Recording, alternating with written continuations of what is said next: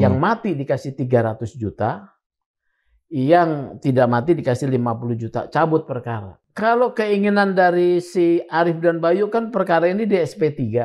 Ya. Bintoro nggak SP3, nggak berani juga. Ya, dia main setengah gas nih. Angka yang benar itu 5 miliar kah? 20 miliar kah? Atau 17,1 miliar? Kuncinya di pengacara ini yang bajingan ini sebetulnya. Jadi mungkin katakanlah dia minta 10, dikasih ke polisi 2. Ditelan sama dia. Informasinya pengacara 2 ini, Evelyn dan Harry ini juga hanya pelaksana, ada komandannya lagi yang tidak digugat di sini karena tidak pernah tampil. Ada namanya RN. Ini adalah konstruksi kasus suap. Jadi ini korupsi, ya. Jadi harus ada pelaporan kasus tindak pidana korupsi. Kalau dia tidak melapor, IPW pun bisa melaporkan.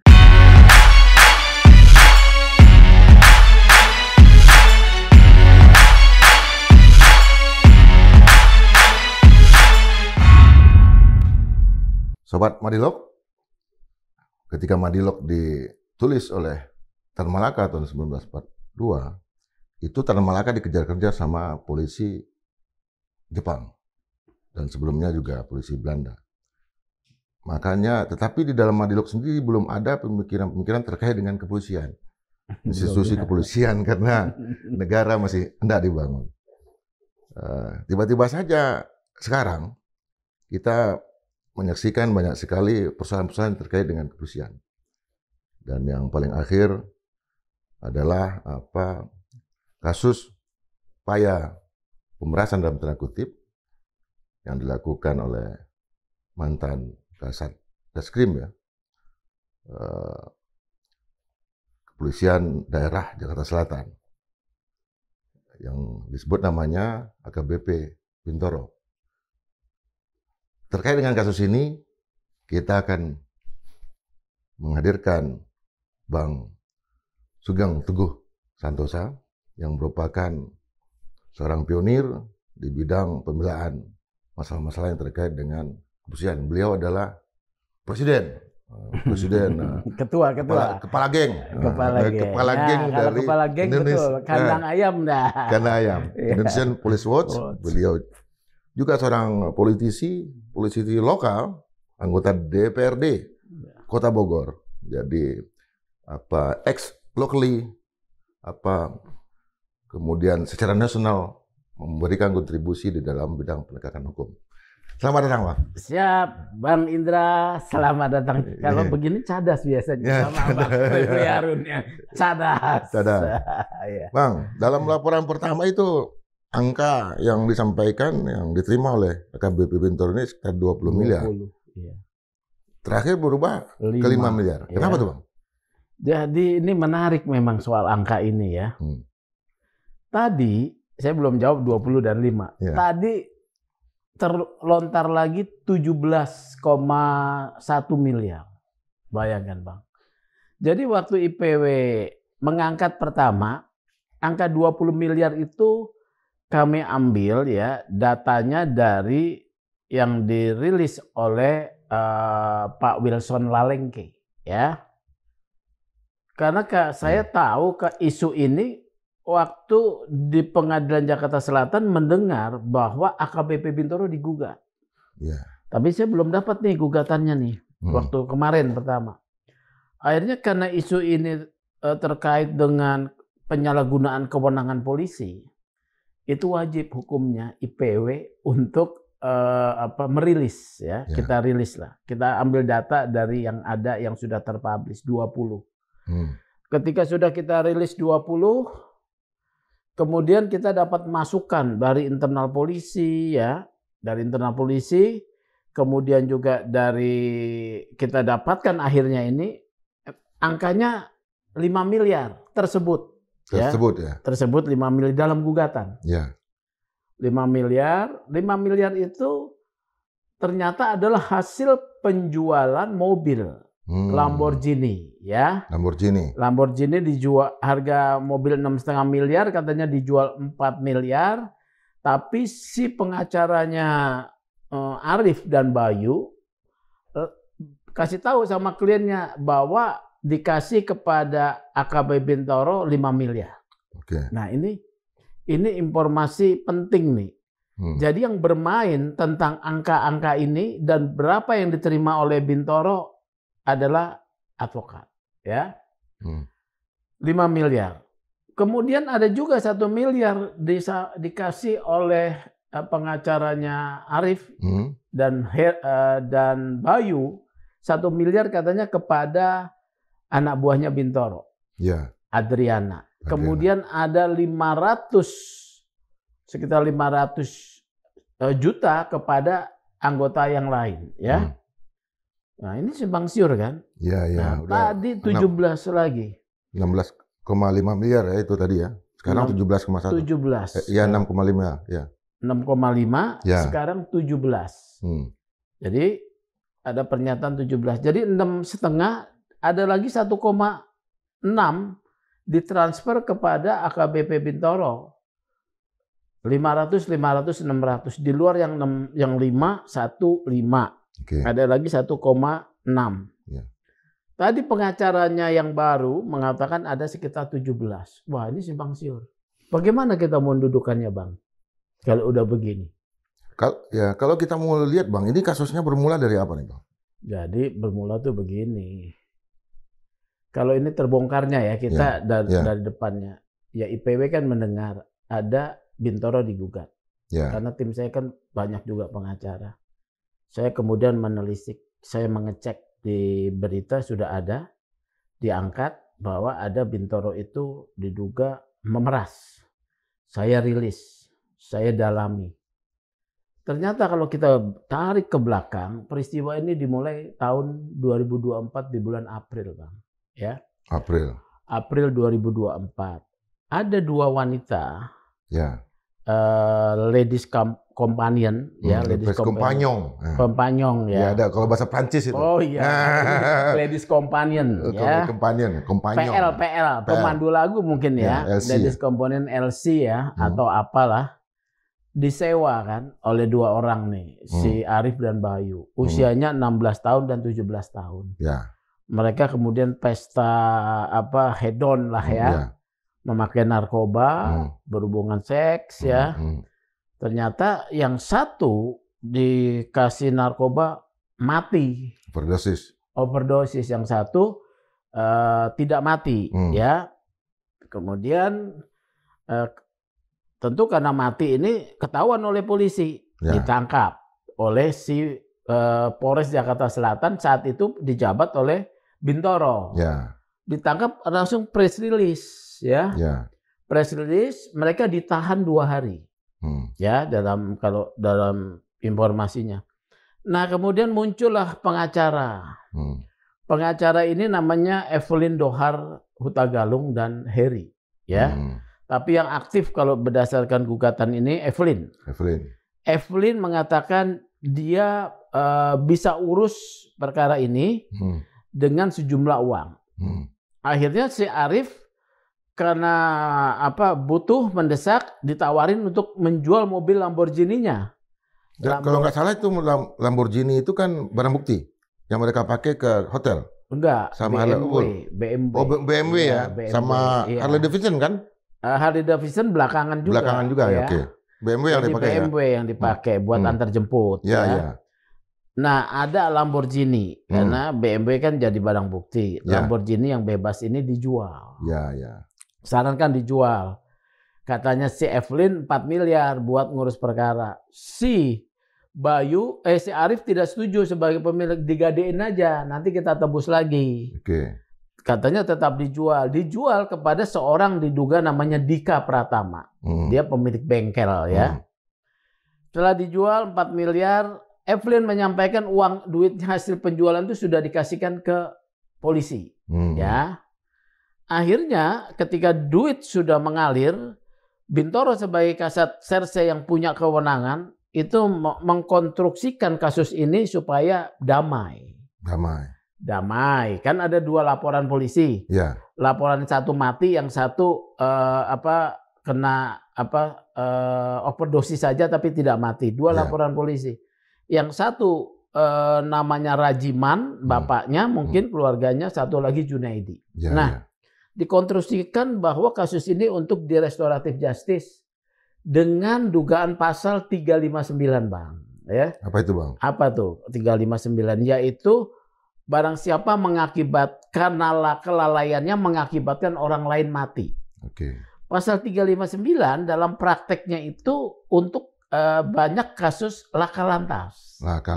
Jadi kita itu ngebut, tidak kontrol, nabrak, orang mati. Ini laka lantas. Jadi antara korban dengan pelaku tidak saling kenal dong, karena kelalaian. Ini juga dikonstruksikan begitu. Jadi ketika dikasih narkoba tidak untuk maksud membunuh, tapi lalai. Ini tidak bisa diterapkan. Harusnya tetap pasal 338 pembunuhan, ya. Atau penganiayaan mengakibatkan mati karena terjadi hubungan seks, ya. Apakah terjadi di sana sebab akibat mati. Tapi dikonstruksikan damai. Orang tua korban kalau tidak salah Radiman, ya, dengan Junaidi, yang mati dikasih 300 juta, yang tidak mati dikasih 50 juta, cabut perkara. Nah, setelah cabut perkara, kalau keinginan dari si Arif dan Bayu kan perkara ini di SP3. Bintoro nggak SP3, nggak berani juga. Ya, dia main setengah gas nih, ya. Karena kalau untuk SP3 itu akan ada namanya gelar perkara. Gelar perkara itu bukan hanya unitnya dia, unit yang sedang meriksa, tapi akan memanggil propam, ya, unsur pengawasan, ya. Kemudian juga dipimpin oleh Wakapolres atau Kapolres. Nggak berani dia. Maka dipetieskan saja pencabutan perkara, tapi peti-es. Ketahuan sama Kapolres yang sekarang nih. Ya, kenapa kasusnya kok mandek gitu, ya? Mungkin ada kisikan-kisikan karena begini. Polisi di unit ini kerja, unit lain dengar. Jadi kisikan. Waktu di ANEF, analisa evaluasi, diperintahkan teruskan, tapi dia nggak terus-teruskan. Sampai Agustus 2024. Dari April sampai Agustus 2024. Akhirnya Kapolres mengganti dia, mencopot dia. Setelah 4 bulan ya? April, Mei, Juni, Juli, Agustus, 4 bulan lah ya. Mencopot dia dipindahkan ke Polda Metro tanpa jabatan, diganti oleh AKBP yang Kasat yang baru, Gogalesong. Disitulah berjalan perkara ini, diterusin. Dipanggil sebagai tersangka si Arif dan Bayu, kaget dia, ya. Dari mulai September, Oktober, November diperiksa terus, gitu ya. Diperiksa terus sebagai tersangka, marah dong dia, meminta pengembalian. Artinya gini, kedua tersangka ini berarti kan sama di luar kan, cuma ditahan 2 hari kan? Iya, ditangguhkan. Artinya dia sebagai tersangka, tetapi tidak ditahan. Tidak ditahan. Ditahan 2 hari penangguhan statusnya. Ya, penangguhan, ya. Terusnya di luar terus. Tapi dia kan menuntut kepastian hukum supaya SP3. Jadi semua negosiasi ini berlangsung di luar kantor polisi berarti ya? Di dalam. Loh, enggak, artinya kan mereka 2 hari ditahan. Maksud saya itu dalam status mereka penangguhan kan? Itu kan 23 April ya. 23 April dilaporkan, mereka langsung ditahan, 2 hari 25 April. Tanggal 2 Mei selesai. 2 Mei untuk yang kasus yang matinya. Tanggal 7 Mei untuk yang satunya lagi selesai. Jadi nggak berapa lama setelah dia keluar dilakukan penyelesaian. Itu maksud saya. Bayar ya. Jadi begitu sudah diganti AKBP Bintoro, Agustus 2024 dilakukan proses, baru Januari kemarin itu pelimpahan tahap 2 kepada kejaksaan dan ditahan dia.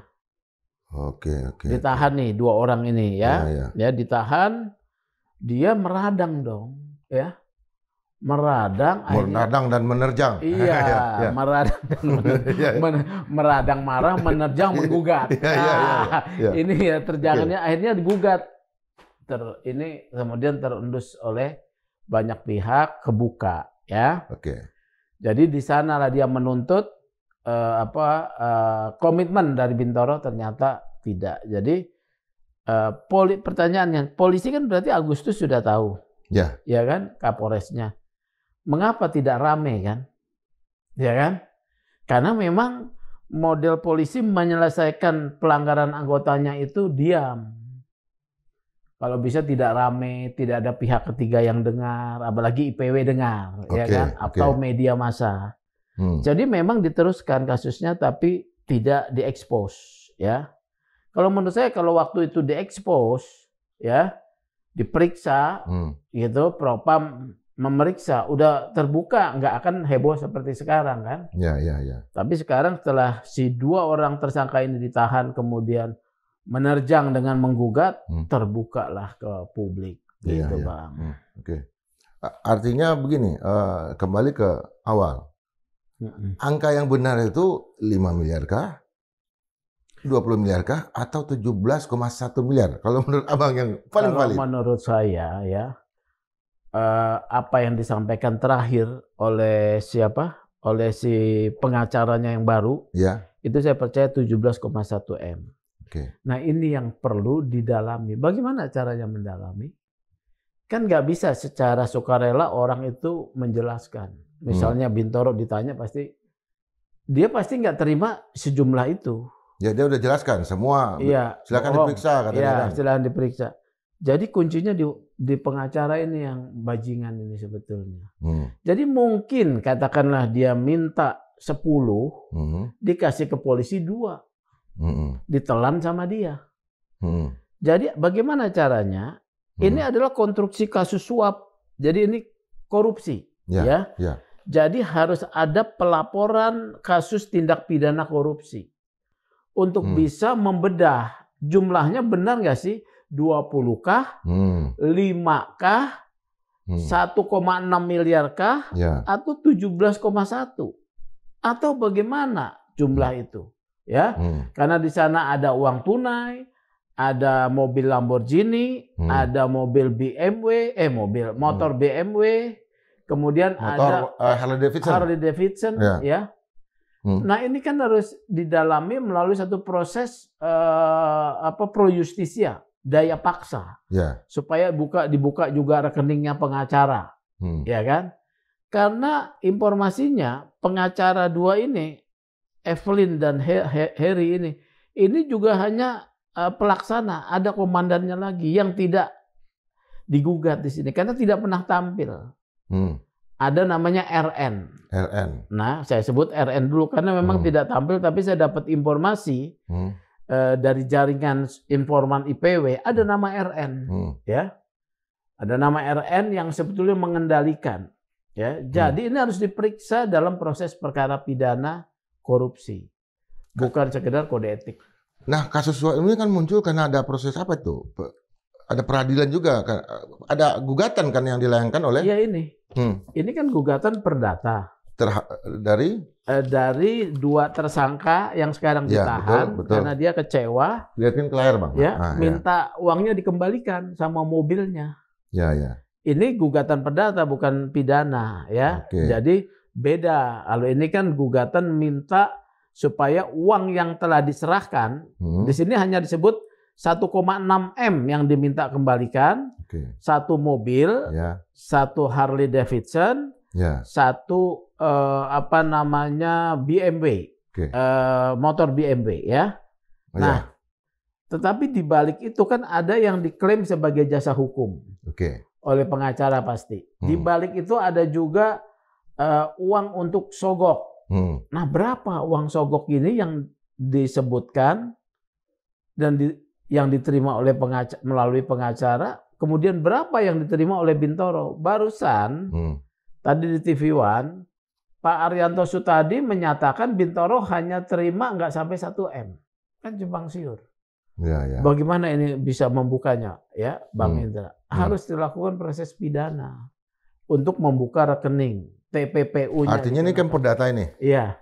Kalau untuk menjadi pidana, Bang, itu gugatannya kemana? Siapa yang melayangkan? Jadi gugatannya, kalau menurut saya, lapor ke Mabes Polri. Yang melapor siapa, Bang? Kira-kira? korban nih. Korban, oke. Ya, tapi korban juga ada ada resiko. Kan uangnya dari dia. Korban itu tersangka ini. Iya, ya, betul. Kan risiko. Baik yang memberi atau yang menerima sama-sama kena. Ya kan? Gitu ya. Tapi dia sudah terlanjur menurut saya. Dia harus saat ini mengambil sikap, harus terbuka dan harus siap menjadi justice kolaborator. Oke. Jadi ada 2 kasus nih menanti dia. 1, kasus pidana matinya orang. 1 lagi menanti suap. Nah, dia bisa kena. Tapi kalau dia tidak melapor, IPW pun bisa melaporkan. Gitu. Gimana langkahnya, Bang? Oh iya, nanti kita lihat.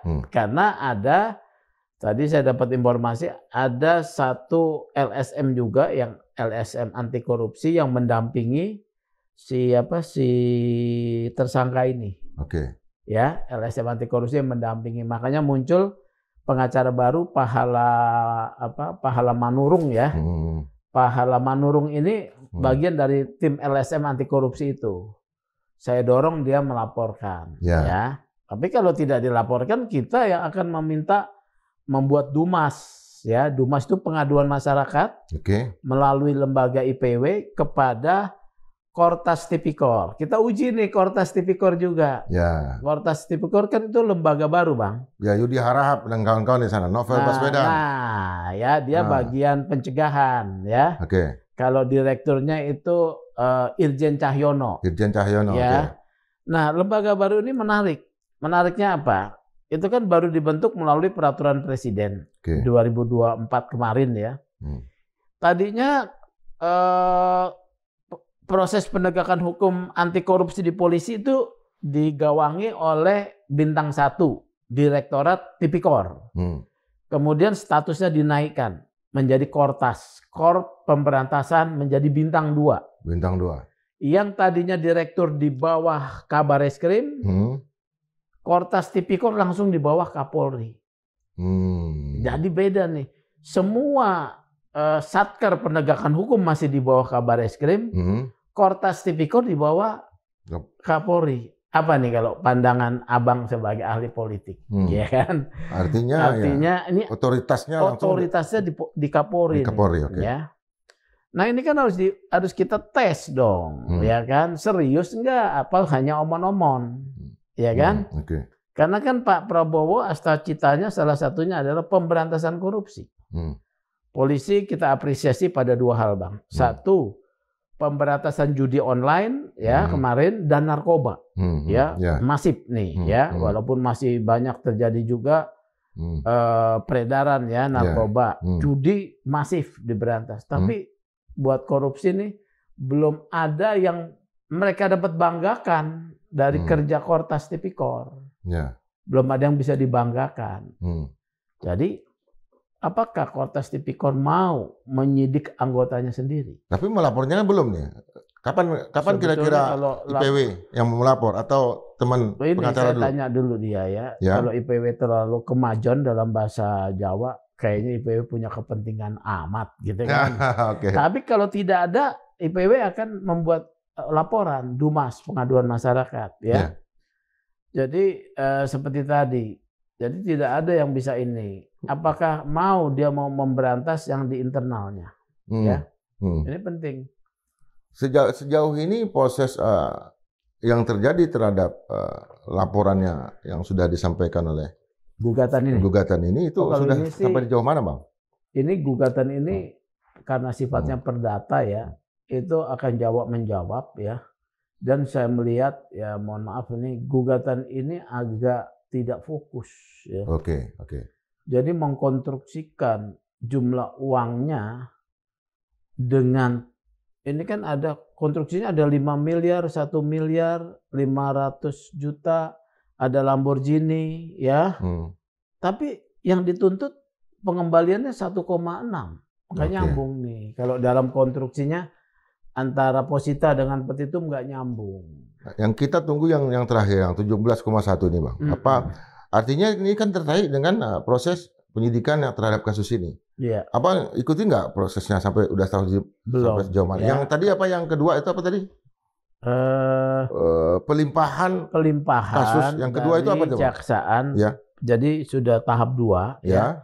Jadi setelah kasus ini digugat ya oleh mereka, polisi kemudian melimpahkan tahap 2 kepada kejaksaan. Artinya kasus matinya korban perempuan itu sudah lengkap menurut polisi dan diserahkan ke kejaksaan, kemudian tersangkanya ditahan ya. Kemudian nanti mau sidang ke pengadilan. Nah, ini harus dipantau nih sidang pengadilan supaya tahu sebetulnya.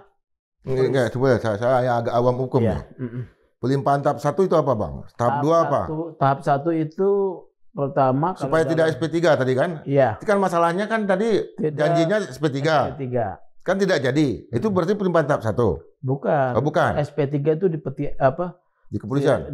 Mau dipeti-eskan. Oke. Tapi tidak dihentikan. Jadi beda nih, Bang. Tidak dihentikan. Antara dipeti-eskan dengan dihentikan. Oke. Kalau dipeti-eskan, kasus tersebut sebetulnya masih ada atau eksis, tetapi tidak diproses. Masuk kotak laci aja.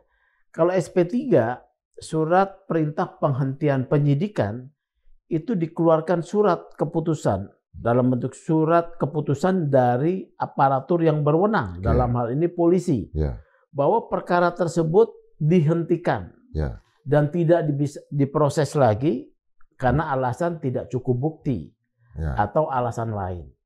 Nah, tuntutan dari 2 tersangka yang sudah memberi uang melalui advokatnya itu di SP3. Tapi AKBP Bintaro nggak berani. Dia hanya peti-eskan. Sudah ya? Sudah. Begitu Agustus 2024 dia dicopot, perkara ini karena peti-es kan, sebetulnya masih eksis.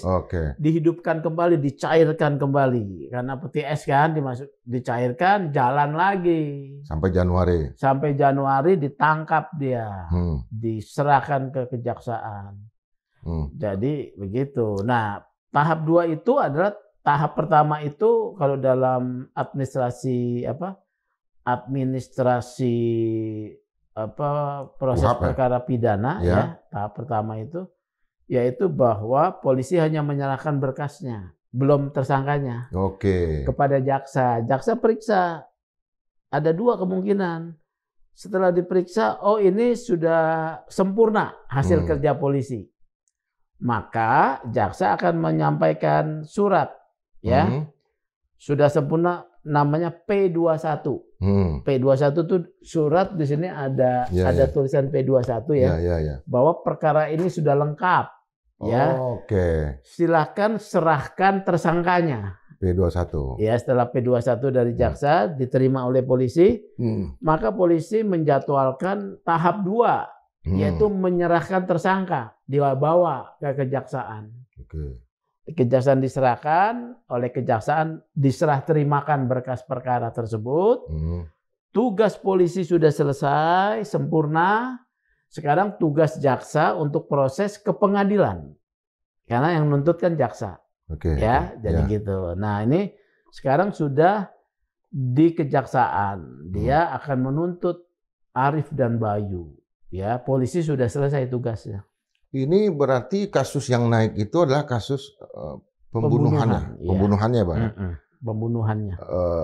Belum sama pelecehan seksual, kekerasan terhadap anak di bawah umur itu masuk. Anak di bawah umur masuk. Masuk juga? Masuk karena umur 16 tahun. Artinya Komnas Perempuan, Kementerian belum bersuara nih. Belum bersuara ya? Belum bersuara ya, nanti mungkin Komisi Perlindungan Anak juga belum bersuara. Karena ini kasus ini baru terbuka 3 hari ini, Bang. Tapi kotak Pandoranya udah begitu. Iya, terbuka ya. Udah 3 hari ini. Ini terbukanya besar, menjadi rame ya. Saya juga agak sedikit bertanya ya. Kalau kelas AKBP bukan kelas yang tinggi-tinggi amat, beda dengan kasus Sambo dulu ya. Ya. Tapi ini rame nih kasusnya. Ada apa juga saya nggak tahu ya. Karena menjadi ramai itu kan kita tahu di Jakarta Pusat kemarin dan terkait dengan Polda Metro Jaya juga ada sekitar 20 polisi ya yang terkait dengan Malaysia. Ya, yang terkait Malaysia. Dugaan pemerasan terkait dengan konser musik ya. Warga negara Malaysia yang katanya diperas. Ya. Yang diperas. Tapi sudah dipecat nih, ada 4 orang. Ya. Dari mulai komandan, direktur reserse narkoba sampai 4 orang lah di bawahnya dia. Ya. Tapi ini sebetulnya harus dilanjutkan pidana, Bang. Pemerasannya. IPW menyatakan bahwa kasus tersebut nggak boleh berhenti di pemeriksaan dan sanksi kode etik. Tapi kasus pemerasan terhadap warga negara Malaysia dalam konser musik DWP harus dibawa ke ranah pidana, juga perkara korupsi karena pemerasan. Dan miliaran juga dananya, Bang. Itu ada 2 informasi. Informasi yang dirilis resmi 2,5 miliar, ya. Tapi informasi yang saya dapat di bawah meja 30 miliar.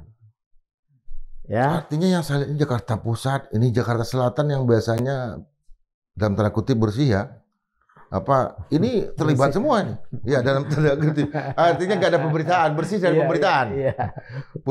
Pusat udah kena nih.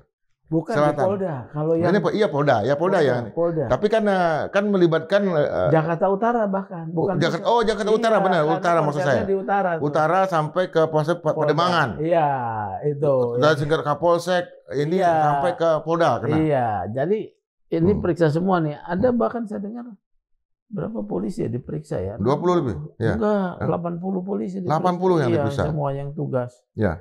Karena ada juga yang tidak tahu kan. Nah, jadi ini sebetulnya kita mengharapkan institusi Polri itu tegas ya di dalam menindak pelanggaran anggota supaya ada efek jerah. Kalau enggak, nanti bisa diurus, ya kan? Ini kan banyak nih, Bang.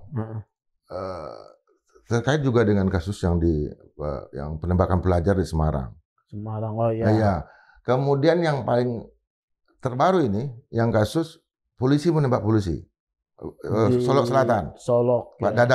Dadang ya, Oh itu ya Dadang. Ya, ini apa namanya dia Bimas ya. Ya. Bimas, Kasat Bimas menembak Kasat Serse. Ya. Dan sekarang ucapan terakhir dari Dadang ini, saya seperti dioper-oper. Dikorbankan? Enggak, dia dioper-oper. Dia kan udah nembak nih, udah nyerahkan diri. Tapi dia untuk kasus dia dioper-oper katanya. Pusing juga dia dioper-oper. Artinya begini, dia sendiri ingin penegakan hukum itu serius barangkali ya? Dadang. Ya, Dadang. Kenapa ucapan itu sampai muncul dia sebagai? Bukan, dioper-opernya begini. Ya. Bukan setelah dia ditangkap. Kalau yang saya tangkap ya, Bang Indra ya. Jadi gini loh. Dia Dadang ini kan Kasat Bimas. Di sana tuh di Solok Selatan kan banyak tambang-tambang galian C. Betul. Galian C atau apalah tambang. Dia juga punya binaan ya. Pengusaha binaannya yang juga menjadi sumber dananya dia. Ya. Jadi waktu pengusaha binaannya ditangkap, dia tuh sudah minta ke Kapolres sebetulnya. Minta intinya janganlah ditangkap. Gitu. Kapolres melempar ke Kasat Reskrim. Dia hubungi Kasat Reskrim. Kasat Reskrim ini kan anak muda yang idealis ya. Enggak diladenin. Dia naik pitam ditembak langsung tanpa aba-aba. Setelah nembak Kasat Reskrim, apa yang terjadi? Yang agak aneh, dia tembak rumah Kapolres. Analisis saya, kalau Kapolres ini tidak ada masalah, dia tidak akan tembak. Ya, analisis saya ya. Jadi menurut saya ada juga sesuatu yang nggak benar. Mungkin juga Kapolres punya binaan yang lain. Binaan penambang yang lain mungkin ya. Kau ini nggak bersih-bersih juga, maksudnya nggak mau bunuh Kapolres, cuman menyampaikan kekesalannya. Makanya Kapolresnya kan harus diperiksa. Kayak saya ingat Kapolresnya sudah digeser juga. Ya. Jadi memang banyak ragam rupa, bentuk, modus ya, dugaan-dugaan pelanggaran yang harus kita kritisi. IPW sebagai lembaga pemantau kinerja kepolisian, ya ada di sana bukan untuk benci sama polisi, tapi bagaimana kita membantu institusi Polri supaya benar. gitu, melayani masyarakat sesuai dengan undang-undang dan keadilan gitu ya. Sampai sejauh ini catatan IPW masalah pelanggaran seberapa banyak, Bang? Ya, kalau IPW ini datanya mirip-mirip dengan Kompolnas ya. Oke. Jadi Kompolnas dalam setiap rilis akhir tahun itu pengaduan terhadap kekecewaan masyarakat terhadap Polri itu di banyak 80% itu terkait dengan proses penegakan hukum. Sama IPW. IPW katakanlah ya80 kemarin tuh menerima sekitar 300 pengaduan ya. Itu juga 80% juga itu soal penegakan hukum.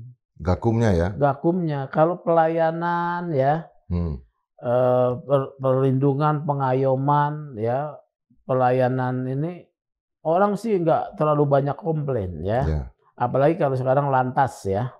Lantas tuh teknologi dikembangkan ya. Jadi sekarang bahkan dengan sistem ETLE ya, orang tidak ditilang lagi di tempat, tapi dia dapat notifikasi melalui WA, kamu melanggar ya, segera selesaikan. Itu kan bagus ya. Tapi penegakan hukum, kenapa banyak penegakan hukum? Ini harus kita bedah. Karena dalam penegakan hukum tuh ada dua proses yang namanya penyelidikan dan penyidikan. Ini proses yang tertutup. Kenapa tertutup? Ya karena proses ini untuk mengejar penjahat kan tidak boleh disampaikan. Ini kan strategi ya. Harus tertutup. Penyelidikannya yang tertutup ya? Penyidikan juga. Penyidikan juga ya? Penyidikan juga tertutup ya. Karena tidak boleh disampaikan. Seperti diperiksa nih seorang saksi. Setelah saksi diperiksa, dia tidak akan mendapatkan berita acaranya. Supaya tidak tersebar kemana-mana. Tapi kalau tersangka wajib dapat. Ya. Nah karena tertutup, banyak oknum yang nakal di sini mengolah perkara. Jadi barang bukti dikurangin.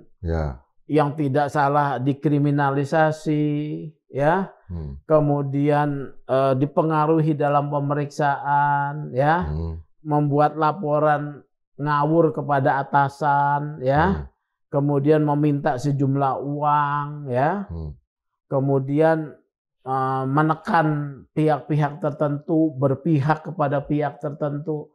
Ini di sini terjadi, ya, orang sulit mendapatkan keadilan. Laporan sudah 2 tahun nggak ada perkembangannya, ya. Karena apa? Masyarakat nggak ngasih duit misalnya, udah gantung aja. Kecuali masyarakatnya cerewet, akhirnya mengangkat ke media no viral no justice, baru dia jalan. No viral no justice, ya kan? Akhirnya orang mencapai keadilan diviralkan. Nah, salah satu strateginya IPW juga begitu. Kami membuat rilis, kemudian kami sebar kepada media. Ini kan terangkat kasusnya AKBP Bintoro ini karena IPW kan merilis, ya. Kalau tidak dirilis oleh IPW kepada ratusan media, tidak akan terame gitu, ya. Ya sejauh ini kan AKBP Bintoro menolak, dan segala macam. Bahkan dia bersedia diperiksa nomor rekeningnya, nomor istrinya, anak-anaknya dan segala macam. Artinya dan challenge seperti ini, bagaimana tantangan seperti ini? Gimana IPW menghadapi? Itu menurut saya baik ya, AKBP Bintoro speak up, ya. Artinya dia tidak mau dipersalahkan untuk perbuatan yang tidak dia lakukan, ya. Menurut dia, apa yang tidak dilakukan? Mungkin menerima duit 20 miliar itu betul dia nggak dia terima. Tapi menerima duit di bawah itu mungkin dia terima, itu satu, ya. Kemudian dia kan dalam klarifikasinya mengatakan bahwa kasus ini kan sekarang ini sudah P21 dan sudah dilakukan penyerahan kepada kejaksaan, sudah dituntut, sudah mau dilakukan penuntutan. Berarti prosedur perkaranya berjalan. Di mana salahnya? Dia lupa, dia nggak omong bahwa itu diproses sampai tahap 2 ya, diserahkan kejaksaan bukan oleh dia, tapi oleh Kasat yang lain, yaitu Gogo Galesung dan juga kaset yang baru sekarang nih ya. Jadi seperti tadi, bukan oleh dia di zaman dia tidak mengakui bahwa itu dipetieskan. Ya. Nggak mengakui. Ya. Jadi biarlah itu dia speak up, menurut saya haknya juga ya. Biar dia buka supaya semua terbuka. Uangnya kemana aja nih? Ya, dia setorkan nggak kepada orang lain atau atasan? Ya. Nah, itu pertanyaannya, Bang. Iya. Apakah dia punya jawaban yang begitu meyakinkan dari AKBP Bintoro ini? Mungkin karena dia punya cantelan yang lain yang juga sudah mendapatkan aliran dana juga. Ya, biar aja itu diperiksa. Makanya dalam kasus apa? Korupsinya. Suap, menerima suap. Kalau kasus korupsi suapnya ini sudah naik penyidikan, dilaporkan ya, itu nanti penyidik perkara suap ini bisa punya kewenangan membuka rekening. Dibuka semuanya rekeningnya. Artinya dengan katakanlah KBP Bintoro mengatakan siap diperiksa rekeningnya, ya karena belum ada institusi hukum yang menjangkau itu ya. Silakan aja periksa. Betul, ya. Siapa yang berani periksa? Belum ada. Karena pemeriksaan kode etik, ya sekarang dia kode etik nih, nggak bisa membuka rekening. Nggak sampai ke sana ya? Sampai ke sana. Kewenangan untuk membuka rekening hanya melalui proses pemeriksaan pidana. Ya, perintah pengadilan ya? Setelah dia naik sidik, ya, kemudian perintah pengadilan. Ya kan? Atau pas penyidikan bisa ya? Bisa penyidikan, tapi tertutup ya? Penyidikan dia biasanya minta surat kuasa, sukarela supaya Bintoro menyerahkan surat kuasa.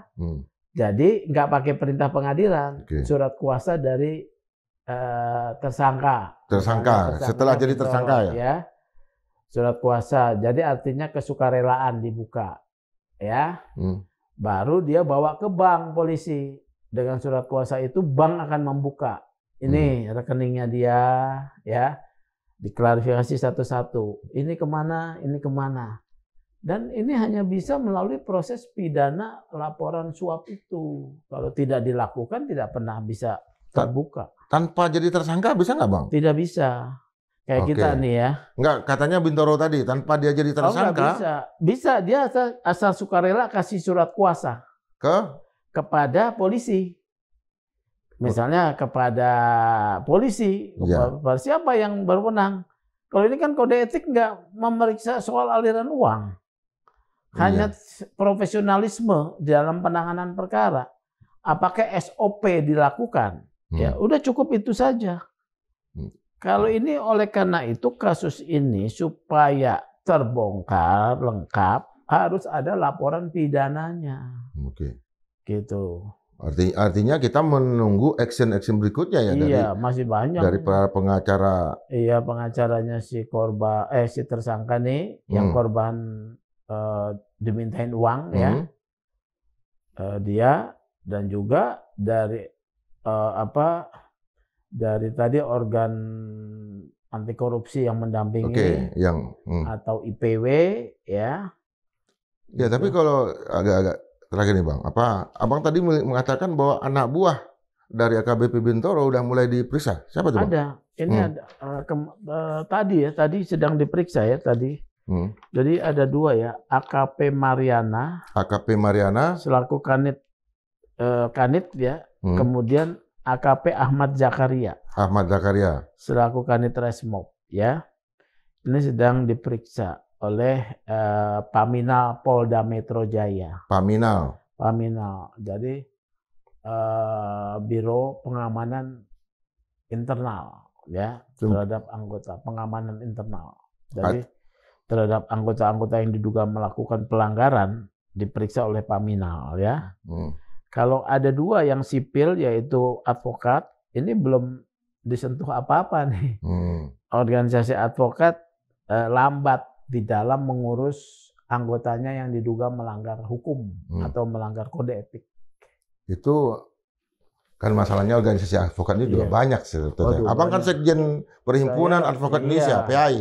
Ini bukan anggota Abang kan? Bukan. Ini bukan anggota saya. Kalau anggota saya langsung bentuk komisi pengawas untuk memeriksa, ya kan? Kan saya juga dulu 10 tahun jadi Dewan Kehormatan. Jadi paham benar pelanggaran-pelanggaran kode etik anggota itu kita paham, kita periksa.